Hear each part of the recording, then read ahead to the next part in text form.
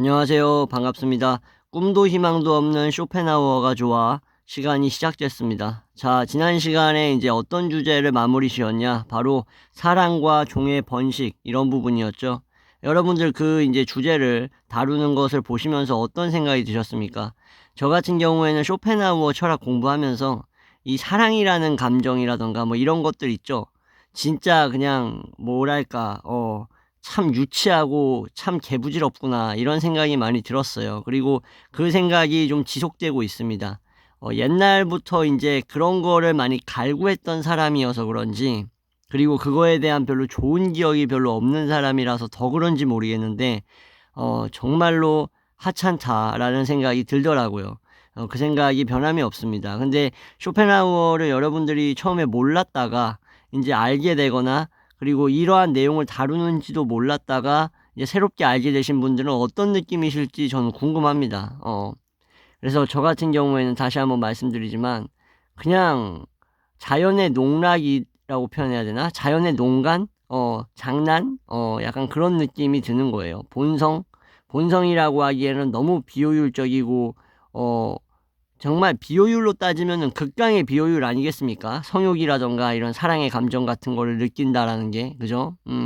그게 뭐 인간을 인간답게 만든다고 괴테는 얘기했는데, 사실상 인간답게 만드는 것보다 우리에게 너무나 막대한 손해를 끼치고 심지어는 개체 파멸로까지 이끌어가는 게 그런 어떤 환각적인 그런 감정 아니겠습니까? 사랑한다라는 착각 막 이런 것들, 그죠? 예.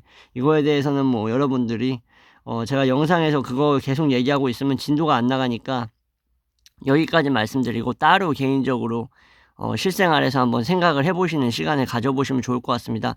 자, 그래서 오늘 이번 영상부터는 이제 본격적으로 쇼펜하우어가 얘기했던 의지에 대해서 이제 들어갈 겁니다. 그래서 이 셀린 벨로크도 이 파트부터는 이 삶의 의지, 살고자 하는 의지에 대해서 본격적으로 얘기를 합니다. 자, 이거를 알아야지만 쇼펜하우어가 어떤 내용을 주장했는지를 정확히 꿰뚫고 있다라고 우리가 말할 수가 있는 부분이라서 같이 한번 들어가도록 하겠습니다. 자, 먼저 예속된 의지라고 나옵니다. 이 의지라는 것이 그럼 무엇인가에 대해서 설명을 해주겠죠, 그죠? 자, 사랑에 관한 앞장에서는 자연에 대한 우리의 예속성을 보여주었다. 우리의 지성은 자연 요소들의 표면이나 이른바 현상들에만 접근할 수 있다. 하지만 그 너머, 표면이나 현상 너머에 작용하는 것이, 그래서 이해할 만한 것이 있을 것이다. 우리는 지금으로서는 자연을 물이라고 명명할 수밖에 없는데, 물질이죠, 그죠? 여기에는 우리의 생물학적이고 원시적이며 본능적인 본성도 포함되어 있다. 쇼펜하우어는 이것을 의지라고 부른다. 쇼펜하우어에 따르면 의지는 알려지지 않은 알 수 없는 물 자체로, 이거는 이제 칸트 철학에서 나오는 부분이죠, 그죠? 우리가 이제 이성을 통해서 인식할 수 있는 그 한계가 어디까지인가 했을 때 마치 색안경을 끼고서 바라볼 수밖에 없다라는 거죠. 그 선천적인 어떤 색안경, 벗어 던질 수 없는 색안경 뒤에는 그 실제 세계의 모습이 자리 잡고 있는데, 그 실제 세계의 모습을 쇼펜하우어는 의지 그 자체라고 얘기하는 거죠. 살고자 하는 형태의 표현들로 어디서건 나타나는 것을 볼 수 있다. 무엇이? 의지라는 것이. 이 살고자 함이라는 것은 세상에 나온 모든 것을 지속시키고 증대시키는, 유지하는 이러한 노력이다. 살고자 함은 쇼펜하우어가 말하는 의지의 가시적인 현상에 불과하다. 의지는 비가시적이고 포착할 수 없는 상태로 머문다. 무슨 소리냐면은, 우리가 무언가를 원하고 욕구하고 추구하고, 그리고 그게 해결되고 해소됐는데도 또다시 무언가를 욕구하고 원하고 하는 그 근본, 그 밑바탕, 원초적인 바탕에는 의지라는 게 있다라는 거예요. 그래서 우리가 표면적으로 어떤 거를 원하고 좋아하고 하는 것들이 어떤 물질과 어떤 현상에 구속되어 있을지라도 결국 그 내면 이면에는 그것을 계속 원하게 만드는 그 불가항력적인 의지가 존재한다라는 겁니다. 그래서 포착할 수 없고 비가시적이라고 얘기를 하는 거예요. 우리가 순응하는 모든 이 힘들은 이 유일무이한 살고자 하는 힘의 표현물이라고 할 수 있다. 이것은 어떻게 작용하는 것일까? 이제부터 이것을 살펴보려고 한다. 이 의지의 표현은 우리의 몸에서 시작된다. 이것이 쉽게 분석되지 않는 이유는 우리가 몸에 보통 명령하는 것을 의지가 아니라 정신의 능력으로 보기 때문이다. 가령 나는 팔을 들고 싶다. 그러면 나의 팔이 올라간다. 내가 원하니까 팔을 든다. 이런 식으로 의지는 육체의 편이 아니라 정신의 편에 서 있는 것처럼 보인다. 마치 정신이 명령한 대로 움직이는 것처럼 보인다는 거죠. 쇼펜하우어에 따르면 이것은 오류다. 우리 몸 전체는 의지의 산물이고 물적이고 가시적인 일종의 작품이다. 인간 신체의 생리적인 조직만 봐도 알 수 있다. 생식기라는 것은 뭐예요? 성적인 본능을 구현한 거야. 그러니까 성적 본능을 최대한 만족시킬 수 있도록 구성되어 있는 거예요. 그러니까는 여자는 구멍이 뚫려 있고 남자는 기둥이 튀어나와 있는 거 아니겠습니까? 성적 본능을 만족시킬 수 있는 최적의 구성으로 되어 있잖아요. 형태가. 그죠? 치아, 식도, 장은 식욕 본능을 구현한 것이다 라고 되어 있어요. 그래서 내 몸은 눈에 보이는 가시적으로 된 내 의지의 다름 아니다 라고 얘기를 합니다. 인간의 신체는 다음과 같은 결과에 따라서 의지의 표명이 된다. 모든 인간은 번식을 하고 싶어하고 번식 의지는 생식기에서 나타난다. 사실상 지금 난자 혹은 정자를 생산하는 당신의 몸은 번식을 목적으로 존재하는 것이다. 모든 호르몬 활동이 실은 이런 번식 의지의 표현이다. 사실상 인간도 동물이고 개체잖아요. 그죠? 개체의 최우선 과제가 뭐예요? 당연히 종의 번식 아니겠습니까? 그죠? 아무리 이성적으로 그걸 포장하려고 한다 그래도 그것을 부정할 수 없다라는 거예요. 모든 인간은 살고 싶어 하는데 이렇게 살고자 하는 의지는 자신을 보존하기 위해 죽음과 싸우는 몸 안에 이미 구현되어 있다. 지금 당신의 면역 체계는 바이러스와 병원균에 대항해서 자신을 방어하기 위해 싸우고 있다. 그러니까 이제 몸에 막 이제 바이러스 같은 거 들어오면 어떻습니까? 몸에 막 열이 나기 시작하잖아. 그죠? 왜 그러는 거예요? 열이 나면서 병원균과 바이러스와 싸우는 거잖아. 발음이 잘 안 돼. 병원균. 그죠? 자, 인간은 성장하기를 원한다. 어떤 인간이든지. 그래서 자라고 발전하도록 프로그래밍이 되어 있다. 현재 당신의 몸은 어떤 조직들을 수리하면서 영양분을 흡수하고 또다시 사용함으로써 유지하고 있다. 당신은 의식하지 못하지만 당신의 몸은 이미 효율적인 활동을 하면서 정해진 목표를 향해 나아가는 중이다. 그냥 그렇게 구성되어 있다라는 거예요. 내가 뭐 의식을 하든 안 하든. 이것은 모두 당신 안에 있는 의지가 하는 것이다. 의지라는 것은 의식되지 않는 것이다. 그러니까 여기서 말하는 의지가 여러분들 자유의지의 의지랑은 전혀 다른 거라는 걸 여러분들 아셔야겠죠. 그죠? 이미 감이 오셨죠. 자, 그것은 보존, 성장, 생산을 목표로 본능적이고 무의식적인 방식으로 작동한다. 비록 의식하고 있지 않지만 우리는 항상 원하는 중이다. 몸에서 이행된 모든 행동들이 때로는 기쁨의 산물, 그리고 불만과 고뇌의 산물이기도 한 이유도 바로 그래서다. 움직이지 않는 몸은 휴식할 때조차 여전히 행동 중인 의지다. 움직이지 않는 몸도 계속 내부에서 뭐예요? 세포와 여러 이제 몸의 작용들이 계속 뭔가 항상성을 유지하기 위해서 움직이고 있다는 거예요. 사실이죠, 이거. 그죠? 그 증거라면 부동성이 쾌할 수도 있고 불쾌할 수도 있다는 것이다. 우리가 우리 몸에 동화한다는 것은 즉 의지의 물적 표현이 되고자 한다는 것은 우리가 현재 광물체, 식물체, 동물체에 동화되어 그렇게 동화되어야 한다라는 의미일 수도 있다. 광물, 식물, 동물들 역시 외부에서 우리가 봤을 때는 외적인 혹은 내적 운동을 통해서 일정한 공간을 차지하는 부피 덩어리에 불과하다. 우리 인간 역시 외부의 시각에서는 그렇게 보일 수 있다. 만일 다른 것, 가령 고양이나 파리가 우리를 볼 때 우리가 팔을 들고 있으면 물리적 기제로 그런 행동을 한다고 생각할 것이다. 밖에서 볼 때는 그렇게밖에 볼 수 없다는 말이다. 우리가 우리의 의지의 효과로 즉각적이고 무매개적인 방식으로 지각하는 내부의 것은 결코 외부에서는 결코 볼 수 없다. 이렇게 상대적 유사성을 파악함으로써 우리를 둘러싸고 있는 것에 대해 외부적이고 내부적으로 접근할 수 있다. 식물이나 돌이 만일 의식이 있었다고 가정을 하면 그것들도 자신 내부에서는 그들의 의지가 만들어내는 것을 지각할 수 있다고 보아야 할 것이다. 인간은 그래서 자의식이 있어가지고 자기 의지가 뭘 만들어내고 있는지에 대해서 인식할 수가 있죠. 아, 내가 배고픔이라는 어떤 욕구를 만들어내서 음식을 섭취해서 생을 유지하려고 하고 있구나, 이런 식으로 지각할 수 있다라는 거죠. 이를 부정한다면 이것은 일종의 절대적 이기주의로 우리 인간이 생물 존재 최고의 어떤 서열에 있는 특별한 존재라고 믿어서다. 외부 세계 현실의 모든 문제는 다음으로 요약된다. 우리에게 표상으로 알려진 대상, 오브젝트들은 자기 고유의 몸이거나 의지의 현상들인가? 이것을 부정한다면 자기 고유의 개인만 제외하고 다른 모든 현상을 환영 같은 걸로 생각하는 것인데, 이것은 이른바 추상적 에고이즘일 수 있다.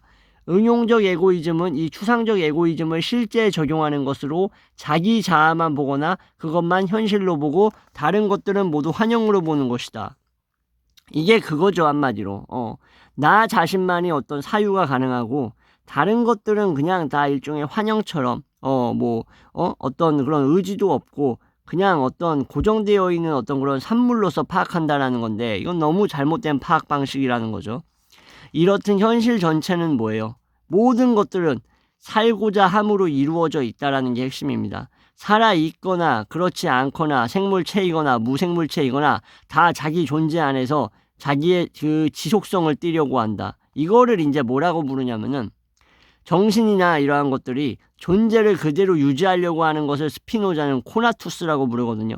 이 코나투스가 사실상 욕망과 어떤 그 신체 유지 뿐만 아니라 정신의 항상성을 유지하는 본질이라고 스피노자는 얘기를 하는데, 그 영향을 역시 쇼펜하우어도 받았습니다. 그래서 이러한 의지의 지속성을 띈다는 것은 의지 안에 이미 코나투스적인 게 들어있다라는 거예요. 자신을 보존하고 감당하면서 자신을 둘러싼 것에 반응하는 행동은 다 마찬가지다. 당신은 분명 이런 생각이 들 것이다. 어떻게 아니 돌덩이가 살고자 하는 의지로 있을 수 있는가? 우리에게 비친 돌은 그냥 어떤 시간 장소의 한 자리를 차지하고 있을 뿐이지, 우리의 정신세계를 동원해도 이 돌은 벽 하나를 위해 거기에 있는 것 정도로 여겨질 뿐이다. 하지만 돌은 우리가 보는 그 표상의 차원을 넘어서 그것 이상이다. 돌은 동적인 힘을 구현하고 있다. 우리 정신은 당연히 지각하지 못하고 그것이 멈춰있고 생명이 없고 그냥 그렇게 생각하겠지만, 우리 몸이 보존과 분배와 성장의 힘들로 성숙되는 것처럼 돌 역시나 우리 정신이 즉각적으로 보지는 못하지만 물질 자체의 고유한 물리적 힘의 표현인 것이다. 자, 이게 바로 여러분들 이제 스피노자를 공부하신 분들은 알겠지만 뭐겠습니까? 자연, 그죠? 신즉 자연, 자연의 어떤 속성, 연장이라는 속성을 가지고 공간을 점유하고 있는 어떤 신적 성질의 양태로서 나타나고 있는 거예요, 돌이. 그렇기 때문에 돌도 어떤 자연의 섭리와 그 여러 쇼펜하우어의 표현에 따르면 의지겠죠. 그 의지의 산물로서 그 위치에 그 자리에 부식된 채 아니면은 매끈매끈한 상태로 있는 이끼가 낀 채로 그대로 그 자리에 거기에 그렇게 있는 겁니다. 이 부분이 이해가 되셔야 돼요. 어떤 원리인지. 그래서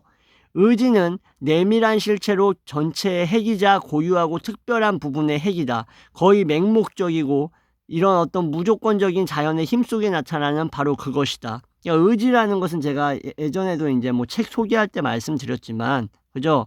책 추천할 때 말씀드렸지만, 그냥 맹목적이라는 거야. 뭐 이유도 목적도 그냥 아무것도 없어. 그냥 계속 갈구하는 거야. 계속 갈구하고 계속 어떤 특정한 방식으로 움직여지기를 바라는 거예요. 그게 바로 의지의 본질입니다, 사실상. 우리는 사물의 내적 본질인 모든 자연력 속에서 이 살고자 하는 의지를 재발견한다. 이 모든 사물 속에서, 이 모든 자연의 모습에서 살려고 하는 의지를 재발견한다고요.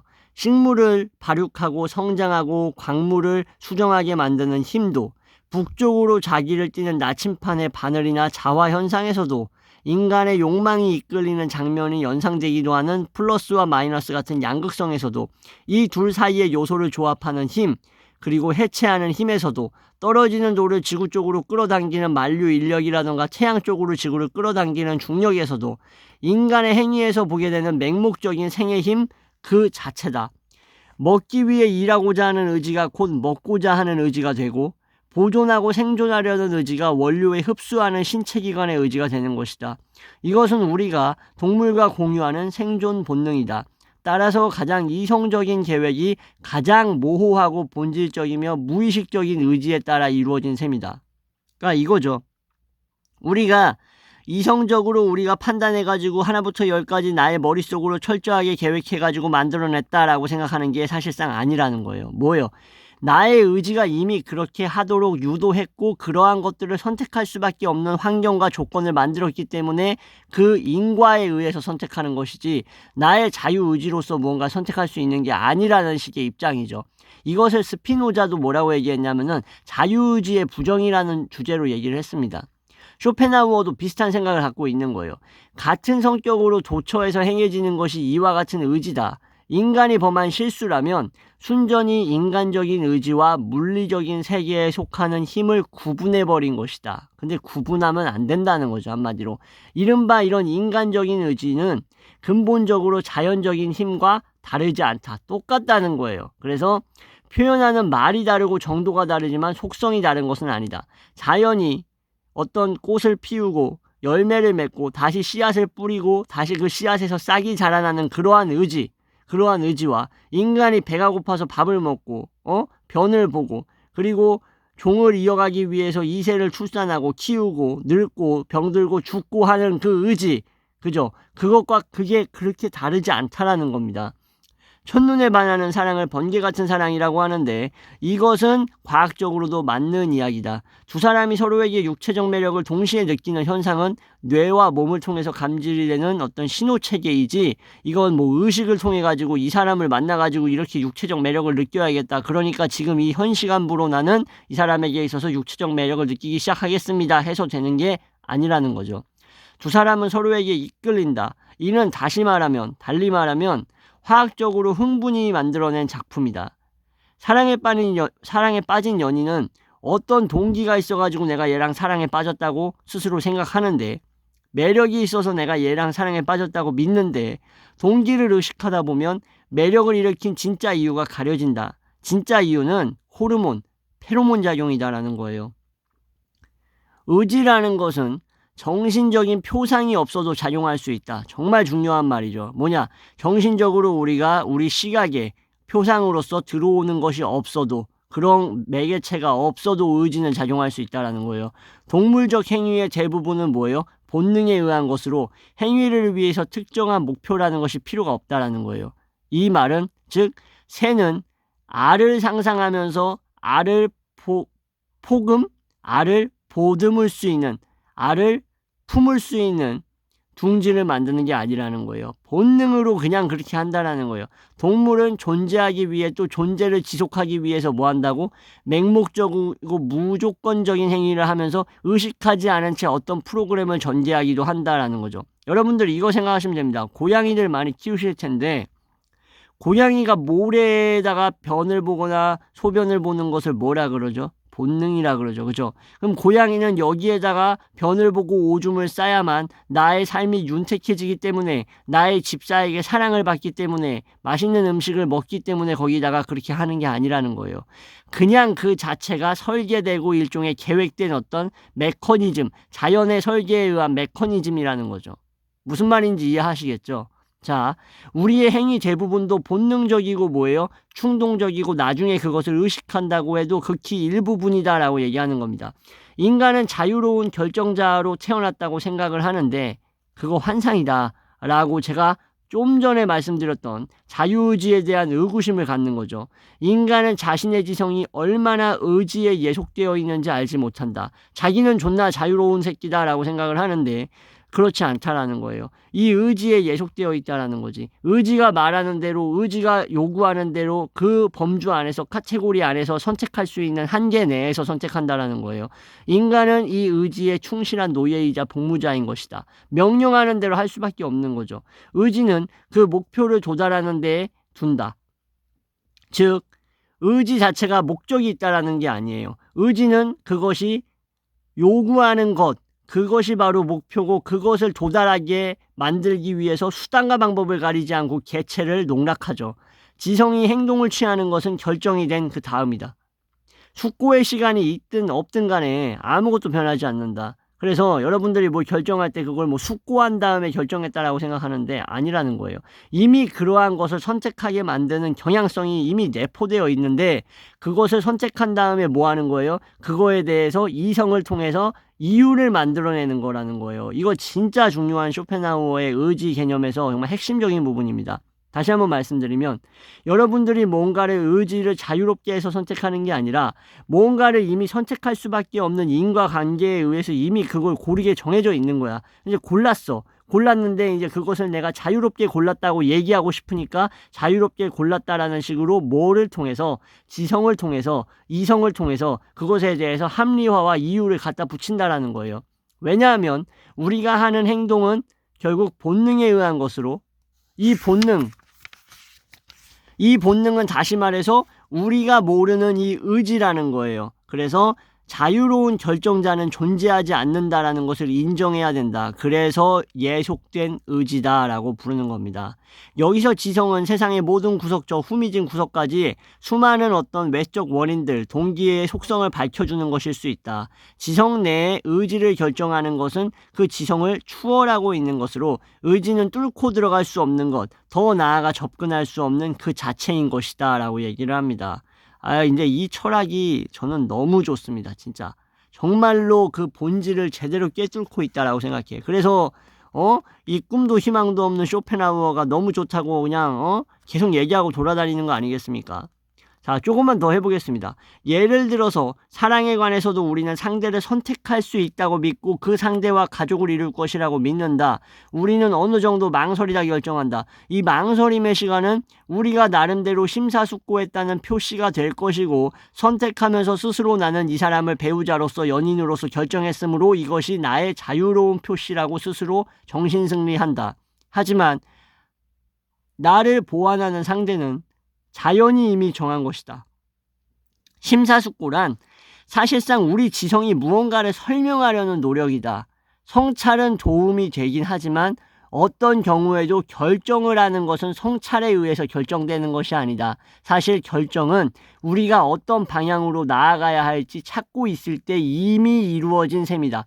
결혼을 결정하는 것은 결혼을 해야 될까 말아야 될까 하는 생각이 결정하는 것이 아니다.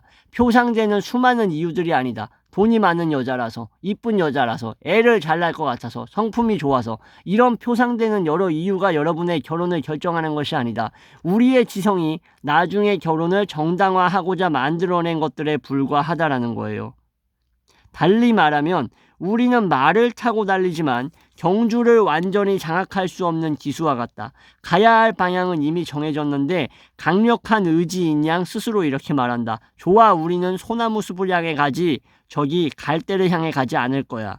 자, 가자. 소나무 숲을 보러 가자. 이렇게 얘기한다라는 거예요. 얼마나 어리석습니까? 이성은 뭘 한다고요? 비추어주는 거울 역할만 할 뿐이다. 뭘 비추어줘? 내 의지가 지금 뭘 향해 가고 있는지 비춰주고만 있다라는 거예요. 우리가 하는 것과 우리가 원하는 것이 무엇인지 의식하게 하고 우리가 무엇인지 우리가 무엇을 표현하는지 의식하게 한다. 목표는 이성 말고 다른 것에 의해 정해진다. 목표에 도달하기 위한 최상의 방법을 선택하는 정도만 이성이 하는 것이다. 그러니까 제가 말씀드린 그대로죠. 그죠? 바로 최상의 방법을 선택한다라는 거지 목표 자체는 이미 정해져 있다고. 그래서 반면 동물은 목표도 수단도 상상하지 않고 행동한다. 그죠? 이성적으로 행동하진 않으니까. 가령 고양이는 자기 배설물을 덮어줄 모래가 없는데 배설물 흡수용 모래 바깥에 있는 그냥 흙을 계속해서 문지른다. 자기가 뭐 하는지 하나마나한 뻘짓거리를 하고 있다는 것을 전혀 의식하지 못하면서 맹목적 본능으로 그렇게 하는 것이다. 인간은 정신 덕에 자기 목표를 그려볼 수 있고 결국 그 목표를 거울처럼 비춰볼 수 있고 그것에 도달하기 위한 수단을 마련할 수 있다. 그러나 본능과 인간의 의지 사이에는 뭐예요? 어떠한 차이도 없다. 차이라면 의지는 스스로 의식하는 본능이라는 것이다. 우리는 심사숙고하지만 다 쓸모없는 것이다. 선택을 할 수 있고 자유로운 결정을 할 수 있다고 스스로 믿지만 다 환상이라는 거예요. 우리는 이 환상을 스스로에게 주는데 너무 많은 시간을 허비하고 있다. 야, 정말 놀랍지 않습니까? 자연의 현상은 규칙성을 갖는데 인간이 법을 만드는 것과 흡사하다. 그죠? 우리는 왜 인간 행동에 나타나는 이러한 규칙성을 왜 지각하지 않는가? 왜 이러한 자연적 법칙을 추출하지 못하고 있는가라고 의문을 던지는 거죠. 자, 이렇게 해서 오늘은 여기까지 하겠습니다. 이번 시간은. 이어서 다음 시간부터 식물이나 동물에 비해 인간은 종보다 개체들에 훨씬 더 주목하고 훨씬 더 집착한다라는 것. 그죠? 그래서 개체들 간의 이러한 인간 존재 한 명 한 명의 구분은 가능한 행동이 다양할 수 있음을 전제한다. 여기부터 시작하도록 하겠습니다. 지금까지 시청해 주셔서 감사합니다.